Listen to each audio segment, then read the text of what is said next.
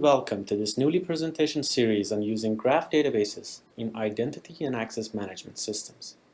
My name is Hadi Ahmadi and I'm working with Nulli Identity Solution Architects.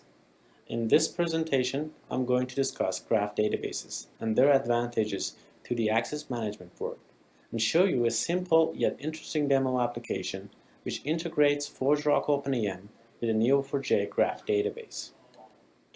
Access management is concerned with authenticating users and determining whether they have permission to access requested resources. Core to any access management platform is the design and implementation of access control policies. In their most simplistic form, access control rules are specified by subjects, objects, conditions, and a set of permissions that are introduced by the policies. By access control policies, the access management system determines whether a user is able to perform an operation on the resource under a certain condition. Access control policies are naturally seen as graphs that connect users, resources, and conditions through permission decisions. Graph databases, therefore, provide a unique opportunity for expressing and evaluating access policies. There are two main advantages to using graph. Firstly, graph databases excel at querying connected or adjacent data from known starting points. In the access management role, the starting point and the resource being requested are known. Graph theory allows the intermediary relationships to be traversed and evaluated quickly, even in complex scenarios. Graph interfaces provide a unique way of viewing data. They allow for a very high level of visual inspection. This will help security administrators better comprehend access control policies, check consistency in policy updates, and avoid policy conflicts. The second significant advantage of graph databases in access management is their effectiveness in recording and retrieving users' access data. The advent of the Internet of Things has given users the capability to access resources from a multitude of different devices and locations. The variety of connecting devices as well as resources creates a broad target for adversarial parties. Increasingly complex security mechanisms and access control policies will be required to ensure appropriate access to resources. These policies will be based on a multitude of factors and will rely on intricate relationships to make sense of the policies. This is the domain of native graph databases. One interesting opportunity that graphs provide is in the realm of adaptive access. By utilizing a graph database to track and evaluate authentication attempts, real-time decisions can be made very effectively about the context of subsequent attempts. Having focused on this latter advantage, Nulli explored a simple access management use case whereby ForgeRock OpenAM is used to protect resources. To access a service, a user is required to be authenticated to OpenAM, but this may not be sufficient. Depending on the client type, the user may or may not be granted access, and additionally, further steps may be required. Our solution to the above problem is through a simple OpenAM extension which takes advantage of the Neo4j Graph Database to store and to retrieve historical authentication data. User authentication history is stored as a post-authentication process or PAP and is later utilized in our environment condition plugin or ECP. I will now explain about these two plugins. The post-authentication plugin or PAP is invoked after the user completes an authentication process. It updates the user authentication history based on whether the authentication event was a failure, a successful login, or a logout.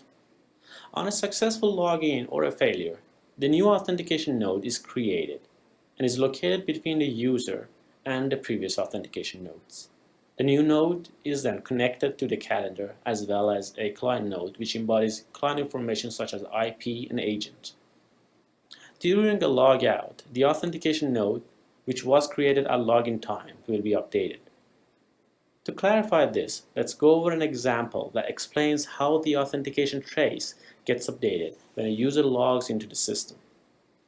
Okay, this Neo4j graph is showing Dave's last authentication activity on May the 21st of 2015. There has been a login followed by a logout at 10:31 a.m. that day.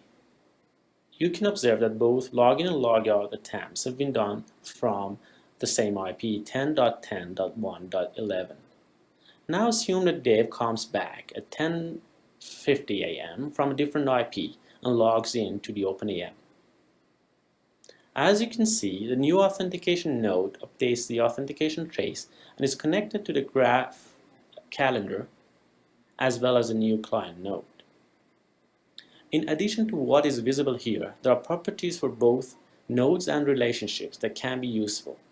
An example is the used client relationship that connects the user to a client node and includes properties such as authentication frequency, failure frequency, and success frequency against different authentication chains. I'll get to those later. Our demo environment condition plugin called Client Type Authentication detects the user's client type and provides authentication advices. As you see, there are 7 text box variables that configure the environment condition.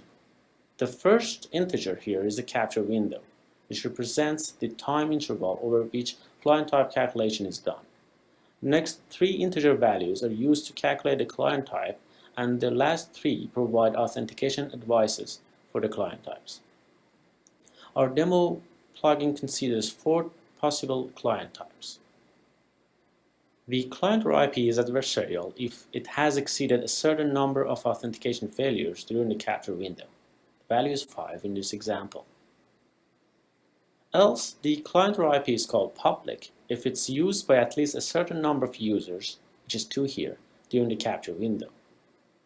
The client is private when obviously it's not public, yet the user's not done enough private chain authentications from the IP. And otherwise, the client becomes a trusted client of the user. And the decision making is as follows. A trusted client is always allowed access without further conditions. Users coming from private and public clients are advised to authenticate against the corresponding chains. And since there's no value in the text box for the adversarial IP, a user from this client is always denied access to the protected resource. To find out more about our OpenAM extension and how it works, please watch our next video for this presentation series. For questions and comments, please visit our website at www.nulli.com or contact us by email or phone. Thank you for watching this presentation.